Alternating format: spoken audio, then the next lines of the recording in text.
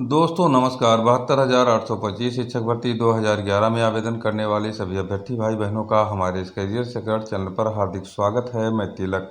Breaking news है मित्रों, 12/091 high court रीबू के प्रकरण पर हम आपको बता दें कि चूँकि आप लोग जान रहे हैं कि सुप्रीम कोर्ट में जो 17 मई को डेट लगी थी 12/091 के एक एसएलपी की, उस पर सुप्रीम कोर्ट में उस एसएलपी को विड्रा किया गया और विड्रा करने का दबाव शायद कोर्ट द्वारा ही बनाया गया। और इसके एवज में जो कहने में आ रहा है कि जो है हाई कोर्ट में रीबू जाने की लिबर्टी सुप्रीम कोर्ट ने याचियों को दी है, जैसा कि सुनने में आ रहा है मित्रों। साथ ही साथ हम आपको बता दें कि हाई कोर्ट में रीबू दायर करने के लिए सुप्रीम कोर्ट ने ऑब्जर्वेशन दे दिया है। और ऐसे स्थिति में यदि आप ऑब्जर्वेशन का ऑर्डर सुप्रीम कोर्ट द्वारा रिलीज हो जाता है तो क्या हाई कोर्ट में रीबू दाखिल करेंगे याची। और इसी प्रश्नों पर सभी लोगों का जो है मन एकाग्रचित हो चुका है और सोच रहे हैं कि आगे क्या होने वाला है।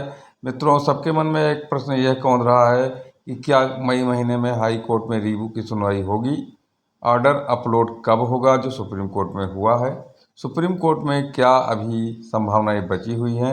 इन्हीं मुद्दों को कवर करते हुए आज हम 12/091 के मैटर पर आप लोगों को ताज़ा तरीन जानकारी देने वाले हैं। अगर हमारे चैनल पर आप भाई बहन नए हैं तो हमारे चैनल को अधिक से अधिक संख्या में सब्सक्राइब कर लीजिए, बेल आइकन को ज़रूर दबा दीजिए। साथ ही साथ आपको ऑल नोटिफिकेशन मिलती रहेगी। और हम आपको बता दें कि मित्रों, वीडियो को शेयर कर दीजिए, लाइक कर दीजिए तथा कमेंट जरूर लिखिए।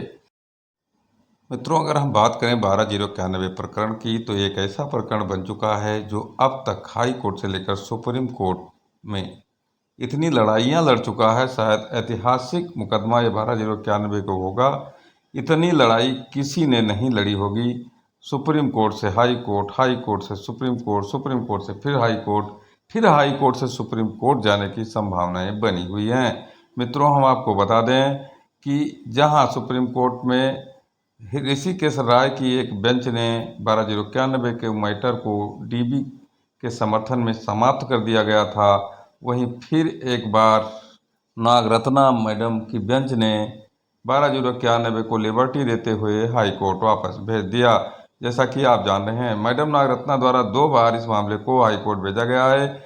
एक में लिबर्टी देते हुए अनुच्छेद 32 के तहत भेजा गया है और एक बार फिर अब किस अनुच्छेद के तहत, किस धारा के तहत, किस संवैधानिक पक्ष के तहत हाई कोर्ट भेजा गया है तो ऑर्डर आने पर ही पता चलेगा।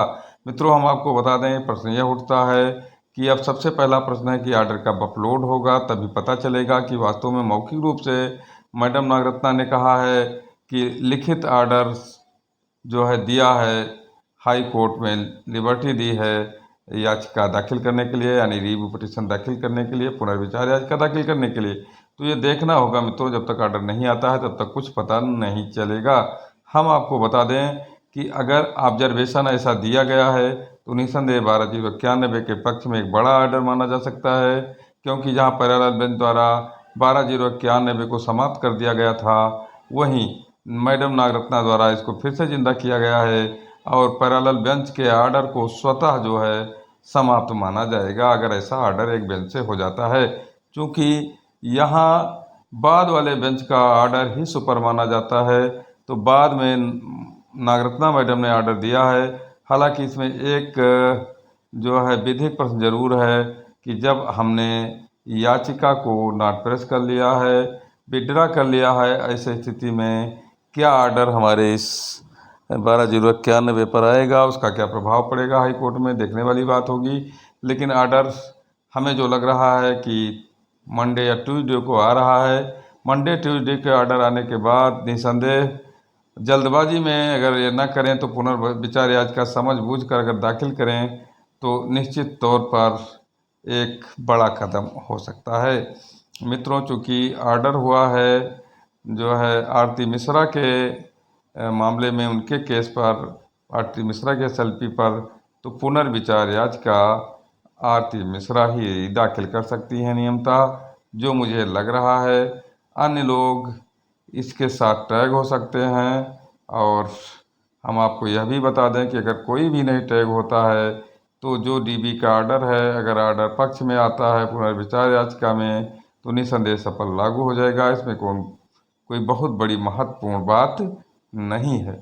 अब रह गई बात, प्रश्न यह उठता है कि मई महीने में क्या इसकी सुनवाई हो सकती है? तो मित्रों बिल्कुल हो सकती है। अभी 31 मई तक कोर्ट बनी हुई है और ऐसे स्थिति में अगर मंडे ट्यूसडे को ऑर्डर आ जाता है और इसी सप्ताह पुनर्विचार याचिका दाखिल हो जाती है तो निसंदेह इस पर सुनवाई की भी संभावनाएं बढ़ जाएंगी। मई महीने में संभावनाएं बढ़ जाएंगी। अगर मई महीने में इसकी सुनवाई नहीं होती है तो फिर जुलाई महीने में सुनवाई संभव है। यानी 1-2 महीने का समय अभी इसमें शेष है 12/091 में, जो हाई कोर्ट में फंसेगा। और अब प्रश्न उठता है मित्रों कि क्या पुनर्विचार याचिका अगर खारिज हो जाती है और उस पर कोई गिरबान नहीं मिलता 12/091 को, सुप्रीम कोर्ट में कितनी संभावनाएं बनी हुई हैं? तो मित्रों अगर बुद्धिमानी से काम करेंगे और मैडम नागरत्ना के बेंच में मामला जाएगा तो निसंदेह ही सुप्रीम कोर्ट में इसकी अच्छी सुनवाई हो सकती है। अभी बहुत असीमित संभावनाएं बनी हुई हैं। एक बार 12/091 अगर जिंदा हो गया है तो फिर उसको हो सकता है जीवन दान मिल सके, लेकिन इसके लिए जब ईमानदारी से सहयोग किया जाएगा, ईमानदारी से कार्य किया जाएगा और हम आपको बता दें कि सहमति से कार्य किया जाएगा तो ये सब संभव है।